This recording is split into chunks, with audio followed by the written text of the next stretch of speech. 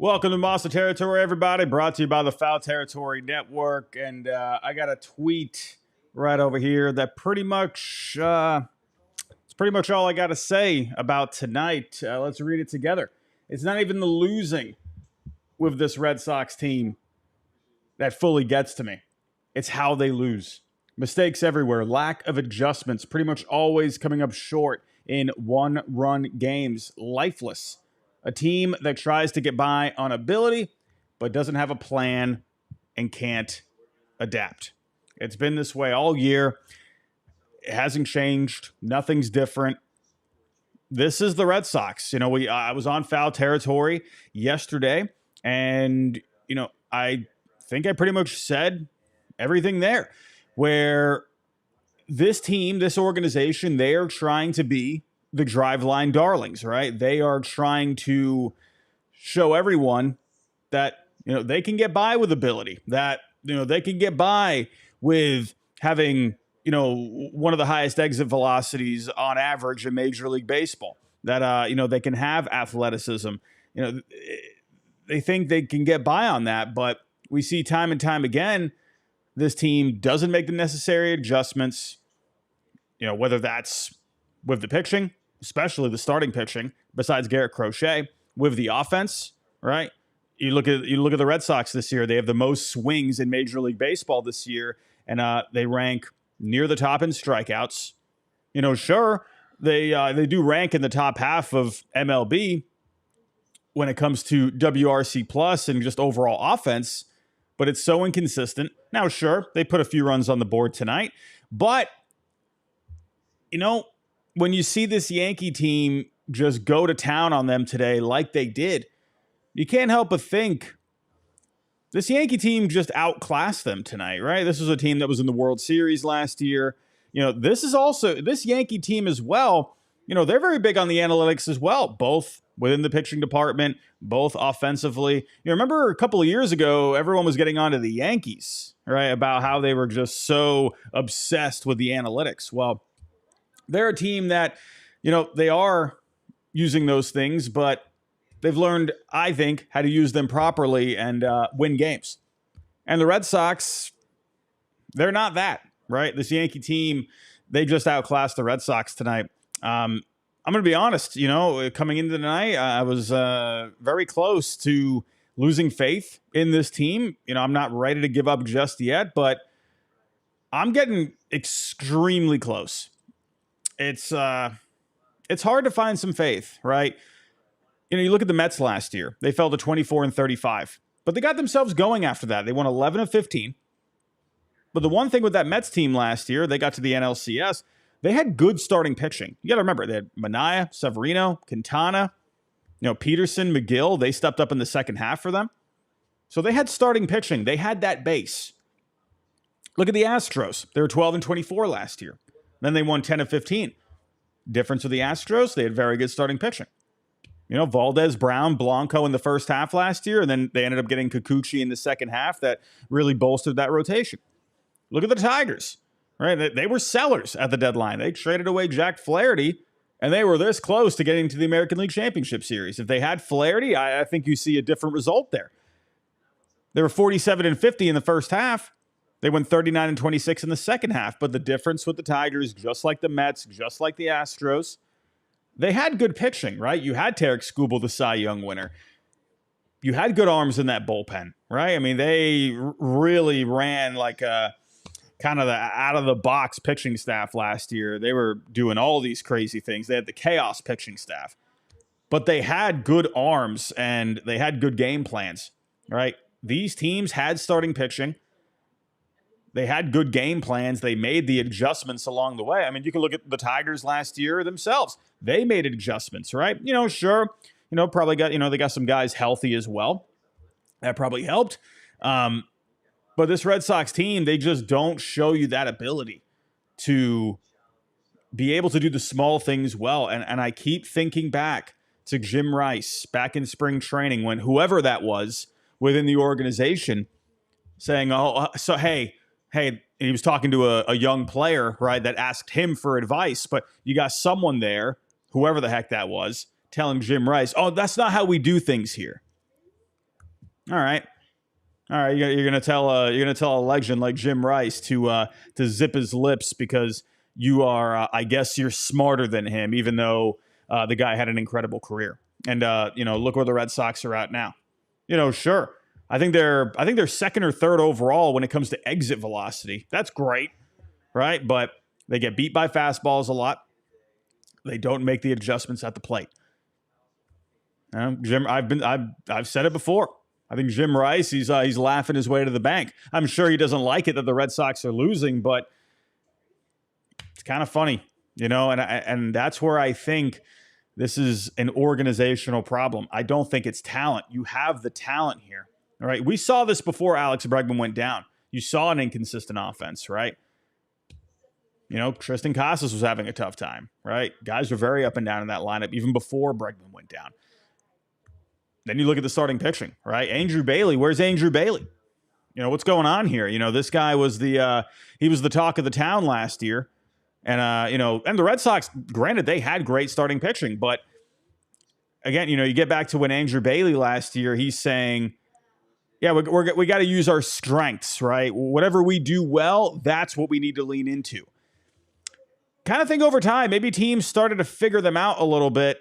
And they realized, like, oh, okay, they don't really throw a whole lot of fastballs, right? So, okay, well, the Red Sox became easy to figure out at that point, and it doesn't seem like they're making. Again, I'm sorry to overuse the word adjustments, but they're not making them now. You look at Walker Buehler tonight. The guy threw like 800 sliders tonight. Why? I mean, I don't know. What, did he not have a feel for the fastball? I'm not sure. I don't know. Well, we'd have to listen to the post-game comments. I haven't listened. Again, I think this is a team that they try to rely too much on just raw ability. They try to rely too much on, swinging as much as they can, lacking the plate discipline, trying to make the best possible contact they can make, and not just putting the bat on the ball, but trying to just annihilate pitches, right? Trying to be like that home run happy team, right? Trying to do as much damage as possible, but they don't do the little things well. And, we'll get back to another thing. How many times have we heard, oh, this team's young.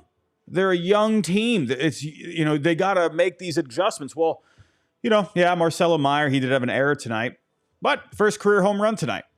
Raffy hit a home run as well. But tonight, I think you can look at a veteran like Walker Buehler. Okay, well, Walker Buehler, he's not a rookie. So I don't know. Are we just going to keep using that same excuse? Oh, this team's young. How many times have we seen guys in the infield, making errors, right? This infield defense, I don't know what's going on. It has to just be wrecking Cora inside because he was so big on his defensive ability throughout his playing career. And, a guy that played multiple positions. And he's seeing these guys just constantly making errors in the infield. Outfield defense, sure, Duran's had a couple of things. The Braves had a couple of things. I'm not as worried about the outfield. It's more just it's the infield plays, right? Christian Campbell, yeah, sure. He's learning his way, right? He's trying to, figure it out at the major league level. But you just wonder with Christian Campbell, who didn't play tonight, or he didn't start tonight, ended up coming in later. I don't know. Like the thing with Christian Campbell, it is a little weird because he was playing multiple spots. It felt like they were trying to find a home for him while he was in the minor leagues, right? But he came through the minor leagues so quick. And, yes, the bat is special with Christian Campbell. I think he's going to be a very good offensive player. But, it's these little things where, not just Campbell, but it's other players as well, right? And you're just seeing it all over the place, right? Meyer, yeah, he made the throwing error today, but the guy's a shortstop. I'm not going to get too crazy over that one. Guys are going to mess up along the way, but it just gets more exemplified when it's just happening so much. I can go on, but I'm at the point, ladies and gentlemen, where again, we still have a series here. We still got 2 more games. And to be honest with you, I still think the Red Sox have a chance at winning the series because you got Crochet on the bump tomorrow. Rodon, they hit pretty well last year, but, I think they still have a shot. But Rodon, we'll talk more about the Game 2 preview. and we'll even talk about Game 3 a little bit. I still think they can win this series, but I don't know, man. Just seeing that tonight, the way they got started tonight, and you got a veteran guy like Walker Buehler who he just couldn't even get you off to a good start tonight in Yankee Stadium. Rivalry series. Didn't even feel like a rivalry. It felt like this Yankees team is light years ahead of the Red Sox right now. Are the Red Sox going to be sellers? Well, it's still too early. I'm sorry to keep using that phrase. It's still too early. But, we've seen the signs here for the first couple of months, and it doesn't seem like anything's getting better. Alex Cora has even said it himself. They're not getting better. Sure, they had a wild win against the Angels, but it's the Angels, for crying out loud. You won on a home run that, wrapped just around the pesky pole. A win's a win, but that's a game they probably should have lost with the way they got started in that one. I don't know. I'm kind of just at the point where I always want to keep the faith in my Red Sox, right? But is it going to get better? I don't know. I just feel like it's not. I hope I'm wrong. We'll dive more into it. Before I get started, everybody, we'll dive into how this game unfolded tonight. We do have to have a quick word from our sponsor. FT fan, by now, if you're buying, selling, trading, collecting cards, Arena Club is the spot. We've been talking about them all season long, but I do want to focus on the slab pack experience, Kratz, since you've been ripping some slab packs digitally. And what happens? I mean, as a kid, you wanted to rip open the packs. How can they do this digitally? Oh, baby. This is exciting. How the graphics come out and everything. And oh, yeah, the card that you pull, you can actually get that, John, physically. So it's perfect. It's all in one place, and it's a super exciting experience. Yeah, they send that to you from the vault if you want it. But if you look at it and you're like, it's not the card for me, I want to sell back, go for it. You can do any of that on Arena Club, and you can acquire the best value for your money with those slab packs, transparent checklists, and Arena Club's Slab Safe program. Right now, you can get 20% off your first slab pack or card purchase by going to arenaclub.com/FAL and use code FAL. arenaclub.com/FAL, use code FAL. All right, let's get to the breakdown, shall we? And let's talk Walker Buehler to start things off here. And, it was a pretty terrible night for Walker Buehler. Not a long night for Mr. Buehler. 2 innings pitched, 7 hits, 7 runs, 5 earned, 2 homers allowed on the night. Not really much to say about it. But to me, I felt like he didn't really have a feel for things tonight. And I think the big signal for that was he went 43% sliders tonight. This is a guy that, he does have a lot of different pitches, but he has thrown the most when it comes to the breakdown of his pitches. The most he has thrown is the fastball. And he only went 10% fastballs tonight. On the year, he's at 24%. So the spin rates were down on the fastball tonight. So my guess, and he wasn't really locating them well. And when he was getting them over the plate, they were just meatballs. So my guess is he really didn't have a feel for it. I'm wondering if there's something, I've said this before. I don't mean to make it sound like a cop-out kind of an answer. In the end, he stunk. He'll say that for himself. But I do wonder if there is something mechanical going on. Ever since he's come back from the IL, he just hasn't looked the same. He looked pretty solid against the Mets before he got ejected. I don't know. Something's just not there. He doesn't seem to have that same tempo out there. He doesn't seem to have that same confidence out there. I don't know. I don't know what's going on with him, but he threw a lot of sinkers early, and this is where the command just seemed like it was lacking. All right, he walked Grisham, Judge with a double, and then Jazz Chisholm with a home run. He got a couple of whiffs on Chisholm, slider and a curve, and then he threw the same exact pitch, the curve, same exact pitch, same exact spot, and Jazz just hit it out. And I'm thinking, man, I don't know, was that the plan? Was he trying to throw it there? I don't know. If he was trying to throw it there, I don't know why. Why would you throw the same exact pitch, in a spot where, kind of down and in on a lefty? I don't know. Didn't seem like a very good idea if you ask me, or maybe just mislocated. I'm not sure. Anthony Volpe made it 5-0 with a homer. Fastball right over the plate. When you're leaving a fastball like that, unless you're Crochet throwing, 97, 98. You can't be leaving pitches right there. Second inning, Judge with a base hit on a sweeper right over the plate. Meyer with a throwing error. And then Jazz once again just came back recently. Made it 6-0 with a base hit. Slider up and in. You know, Chisholm, he has that raw athletic ability where he can just get to some of those pitches, man. But yeah, when you leave a slider up like that, it's just going to be way too hittable. Volpe, hit by pitch, made it 7-0. You know, it was an interesting sequence. It was a ton of breaking pitches. And again, that's where I felt like he didn't have a feel on the fastball. At least in the early going, he was trying, but I don't know, he just got away from it. He was throwing a lot of breaking pitches in this AB, and then he went with a changeup. I don't know, like, just felt like, just throwing a changeup out of nowhere after throwing a whole bunch of breaking pitches. At that point, you might as well just stick to it, you know? Goldschmidt ended up coming up later on. That was the night for Buehler. Cooper Criswell came in. Goldschmidt with a home run. That made it 9-4 at that point. Yeah, I mean, you know, sure, the Red Sox battled back, kind of, sort of, right? They put runs on the board. I don't know if you call that battling back. They made it a 3-run game, but it was kind of late at that point, or starting to get kind of late. But the Yankees really just set the tone in this one. You know, some bright spots. I'll mix in some shout-outs here along the way. But shout out Marcelo Meyer, first career home run. You know, it's funny. You know, I know it's not exactly a fun night here, but, you know, I will look at some positives. It's kind of funny how Red Sox players are, you know, rookies over the years. They tend to just, I don't know, they have these big moments at Yankee Stadium, man. Marcelo Meyer, first career home run. You saw that smooth swing, finally hitting a home run. But remember, Xander Bogaerts' first career home run was at Yankee Stadium. Mookie Betts making his debut at Yankee Stadium. Raffy had his coming out party against Aroldis Chapman at Yankee Stadium.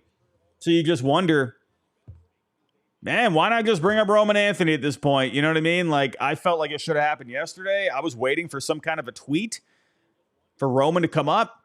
I don't think he was in the lineup today, or was that yesterday? I can't remember. My potato brain's going blank. But at this point, it's like, I don't know. But then I can also see the point, too, where if the Red Sox feel like they're not going to be good enough to get back in this thing, I mean, really, why call them up right now? I mean, I trust me, I want to. I do. But if the Red Sox are really being stubborn about this and they don't want him to come up and then win Rookie of the Year and then gain a year of service time, then it's like, all right, fine. Front office, you freaking win. Fine, do whatever the heck you want. But I feel like if you want to try and win games, Roman Anthony should be up right now. I think it's a joke. You know, they got to Will Warren. You know, they were starting to make it a little interesting, sort of. Duran had the triple in the 6th inning. Raffy with the walk. Willier with the sac fly. Narvaez with the walk. Toro with the walk. That ended up being the last. Batter for Will Warren for the night. They brought in lefty Brent Hedrick, and then Romy ended up pinch hitting for Marcelo Meyer. Had the base hit. They made it 8-4. 7th inning, Raffy with the home run. The guy just hits well at Yankee Stadium, man. In his career coming into tonight, 835 OPS, and then he hit his 17th career home run at Yankee Stadium. That's now 17 home runs over 62 games at Yankee Stadium. Even without Garrett Cole, he still hits well there. But that made it 9-6, so you're thinking, okay, all right, get a couple more base runners on. You know, a bloop, a walk, a blast, you got a tie game. In the end, the Yankees shut it down. Christian Campbell, he came in later on to pinch hit for Willier to face Hedrick. But then they brought in Fernando Cruz. This is a guy that gets a lot of strikeouts. Christian Campbell, he's just really struggling here. And ended up striking out. He struck out Narvaez as well. The Yankees ended up closing it out. Devin Williams with the save. Unfortunately, I'd like to, have a lot more shout-outs here. Shout out Marcelo Meyer, Raffy. Duran had a 7th triple. Bullpen, right? You saw some good things out of the bullpen tonight. I don't know. We're looking at game 2.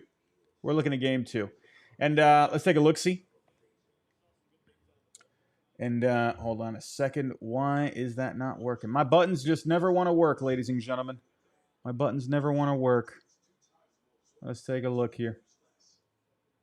There we go.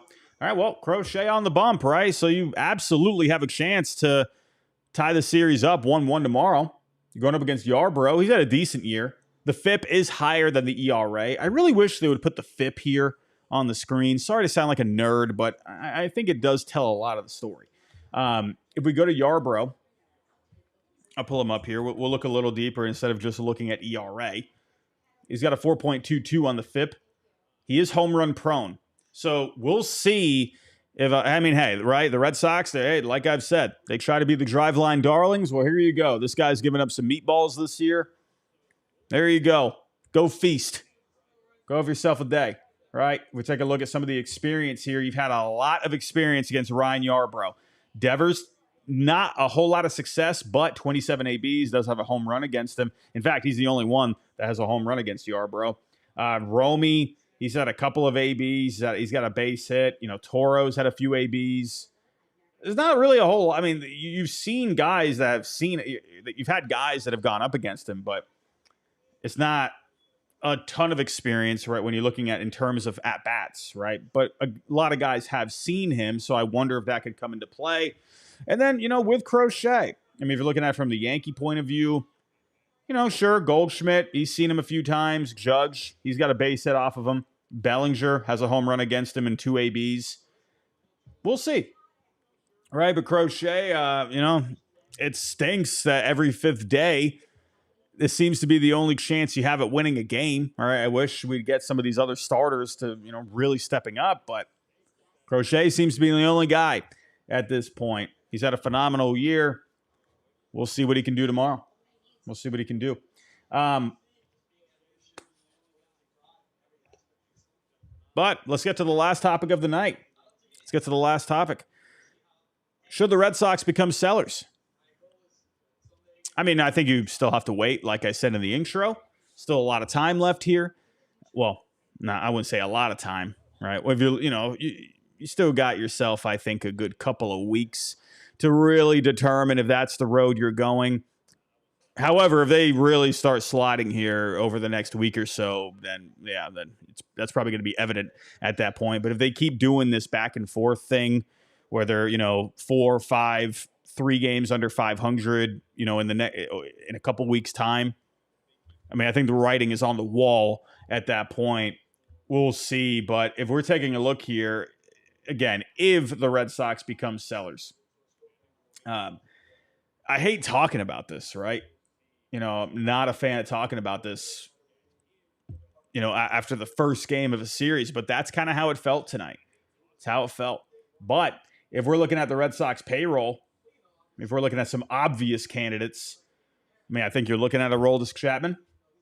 He's had a great year. He seems every year he's on the block. He didn't get moved last year, which I thought was surprising. Guys like Justin Wilson. No, Ref Snyder, he's a free agent, but this guy's talked about retiring, for crying out loud, so I don't know about him. But Justin Wilson, he's had himself a good year. I could see there. Then you're looking at guys like Walker Buehler, Lucas Giolito. They're more interesting because they're getting paid a lot more money, but they're not really having great years. Here's the thing. Walker Buehler, you kind of wonder with Buehler, he's had his ups and downs here with the Red Sox, but if they end up falling out of it, could a team maybe see something in Buehler and be like, hey, you know what?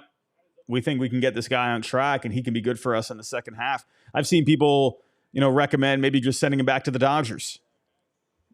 Why not at that point? The Dodgers, they've had so many injuries, but he had a tough time there last year. Could you really maybe even see that? If the Red Sox do fall out of it, maybe the Dodgers give him a call. They got the money, right? I think they were still interested in bringing Buehler back this past offseason. We'll see. Giolito, he's just so up and down. It's starting pitching at the end of the day, right? If teams want innings, but would they want him at that much? Buehler, I could see, again, the Dodgers maybe be willing to do something there, or some other teams possibly. Other than that, I don't know. I don't think Story would get moved. I think that's going to be more of an off-season thing.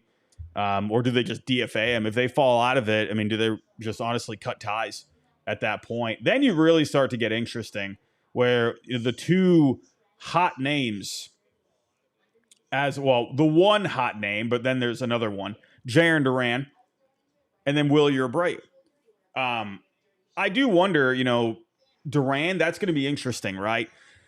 Because he still has a lot of control left until he hits free agency. He's been hitting very well as of late, just tripled here tonight. This is a guy that could really help out a lot of teams, especially at the top of the order. He's got a lot of value, and the Red Sox, with how bad they've been with starting pitching, I think if there's a deal out there where you can get back a young, cost-control pitcher, for example, someone like Bryce Miller for the Mariners, if they want a deal from their rotation,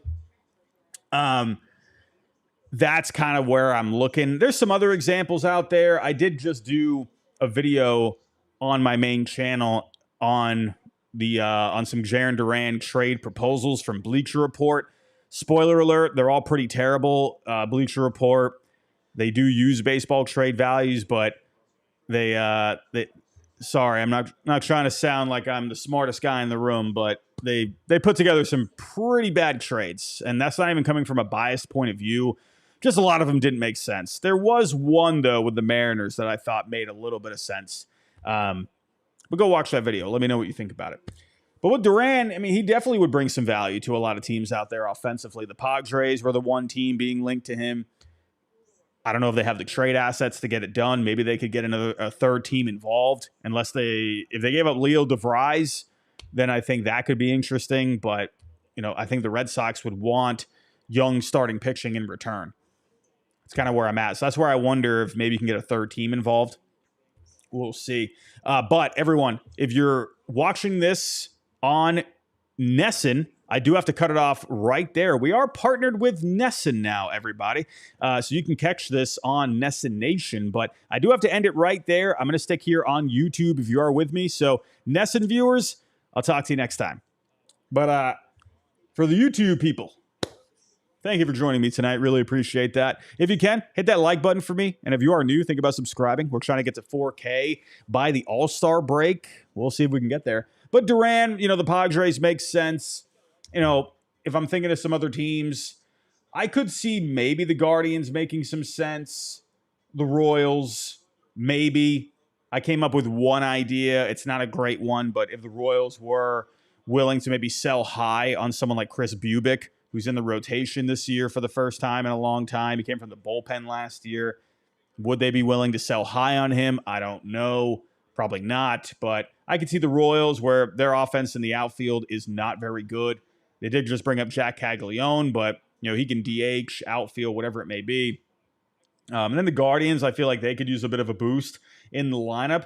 They got some interesting pieces within the organization. They do have some young cost control pitching there. I wonder if they would be maybe interested there.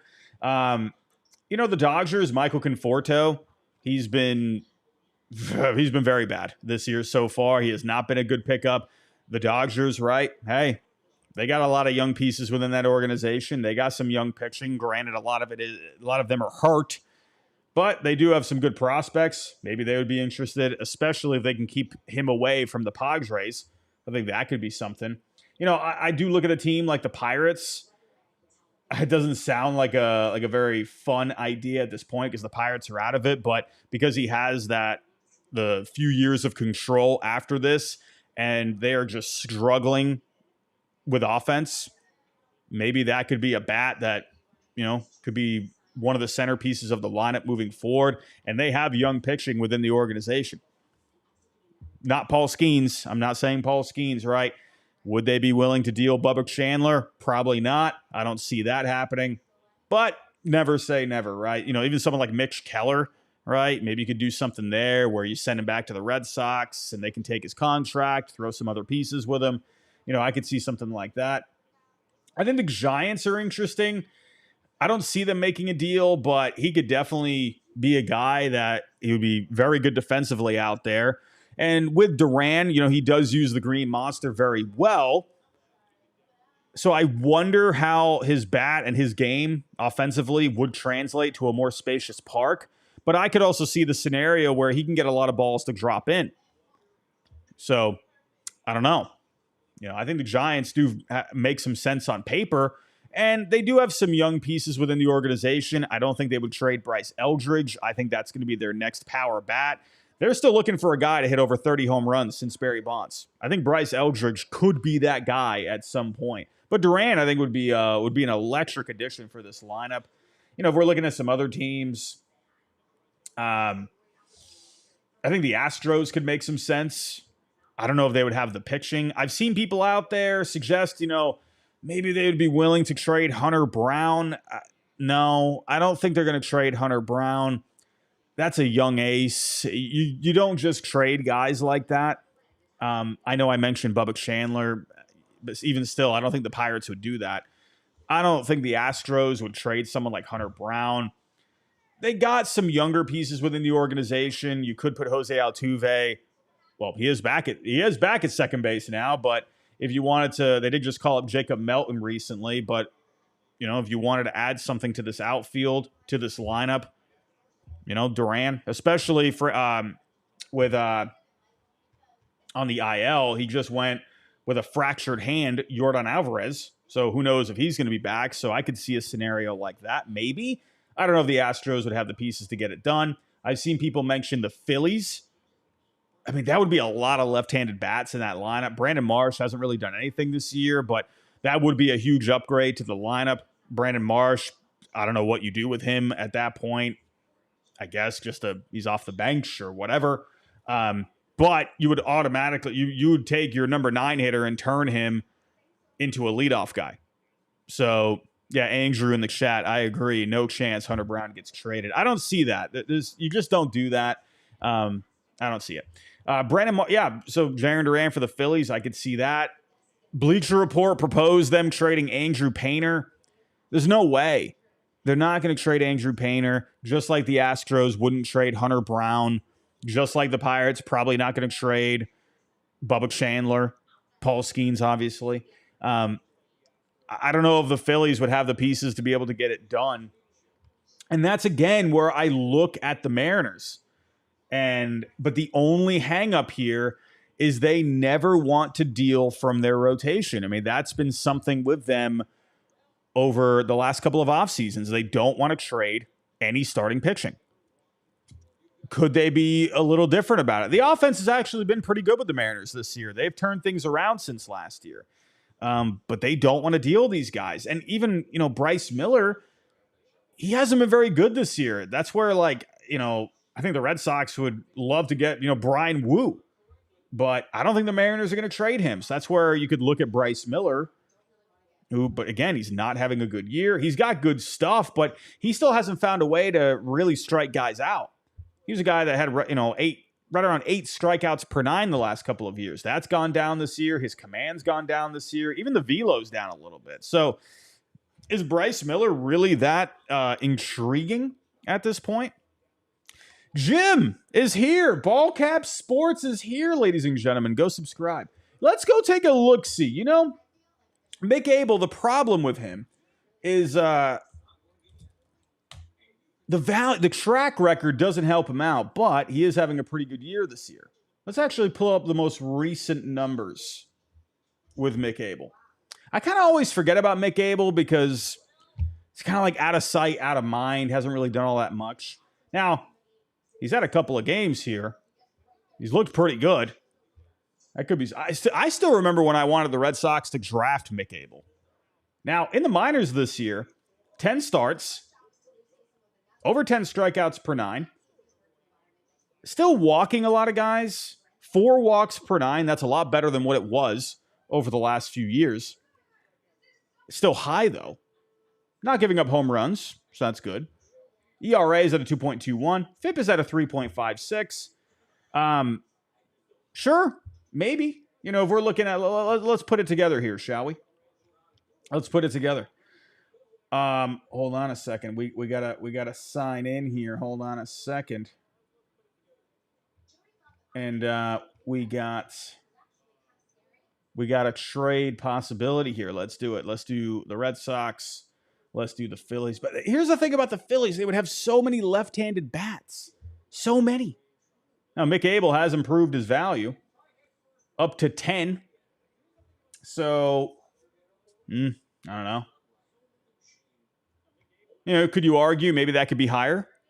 Yeah, but I think he still needs to build that track record. So here on Baseball Trade Values, if you are listening to this via podcast format, he has a surplus value of around $10 million. But again, if he shows that he's ready for it, he's put the past behind him, then yeah, I could see him having a lot more value. Now, what could you attach with him? Here's the thing. The Red Sox, they need pitching. I don't think you need someone like Aiden Miller. I mean, it would be nice to have. I don't know. Maybe. I don't know. If the Red Sox end up stinking this year, well, then I don't know. Maybe Aiden Miller could be a future possibility at third base, right? If the Red Sox stink, Bregman goes elsewhere. I don't know. Also, Alex Bregman. I'll give a shout out. Alex Bregman. He had a mustache tonight. Good mustache, I got to say. But, could you do something like Aiden Miller, Mick Abel, throw in some other guys? I don't know. If Ranger Suarez had some more control, I could see someone like him possibly. Well, they're definitely not trading Jesus Luzardo, so you can get that out of your head. I don't know. You got someone like Chase in there. I don't know. Alec Boehm, maybe. Probably not. But then, they do have some guys, and you can never count out Dave Dombrowski when it comes to figuring out how to get a trade done. So, we'll see. But Jim in the chat, this deadline kind of stinks for Philly outfield upgrades. Robert would be the fit, but his bat is garbage. It is garbage. He is stealing a lot of bases. So he's still got that athleticism, but he's got to figure something out. That's where I think a change of scenery could help him out. Team gets him back on track. Say, hey, you're doing this wrong. Let's start doing it this way. So maybe that could be something. We'll see. Maybe the Phillies. I'll be honest with you. Jim, I don't know if you mentioned this. I don't know if you're still here. I don't think the Royals do this. Sell high on Chris Buehler. That sounds crazy. I feel like you just don't do that. I think that's just probably ridiculous. But I just wonder. I don't know, man, because this guy kind of came out of nowhere this year. Do the Royals say, hey, we trust ourselves to develop some more pitching. We can get ourselves a guy that can actually hit in the outfield. All right, we'll give you Buehler. But I feel like people would be shocked at that because of how good he is, how good he's been this year. I don't know. If you did trade Buehler, you would still have Reagans, you would still have Lugo, Waka. You just brought up Noah Cameron. And Jim, selling high. That's kind of what I'm saying, right? He's about to turn 28. And that's a guy that can go into the Red Sox rotation right now and help them out over the next couple of years. And like you said, only one more year of control with Chris Buehler. So, I don't know, man. It's interesting. But I think Duran, he could definitely help out a lot of teams out there. And I think if the Red Sox, if they keep sputtering like this, I think you have to look into it, right? It's got to be the right package in return. We'll see.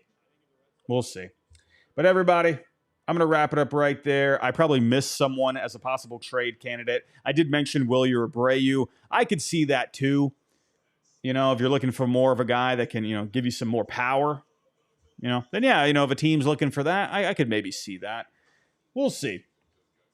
But everybody, I'm going to wrap it up right there for tonight. That is the end of the show. An embarrassing night for the Red Sox. They could still win this series, right? They've dropped openers before, but I'm more so looking at just the track record here over the first couple of months. And it's the same old thing. Nothing's getting better. The guy that you brought in the offseason to help anchor the rotation with Crochet, he's not getting it done. I don't know what to say. But everybody, thank you for coming out today. I appreciate that. We'll be back here tomorrow for the post-game coverage for Game 2. If you are listening to this via audio format, thank you for listening. If you can, leave me a review whether that's Spotify, Apple, whatever it may be. Everybody, go have yourself a good rest of your night, and I'll talk to you next time.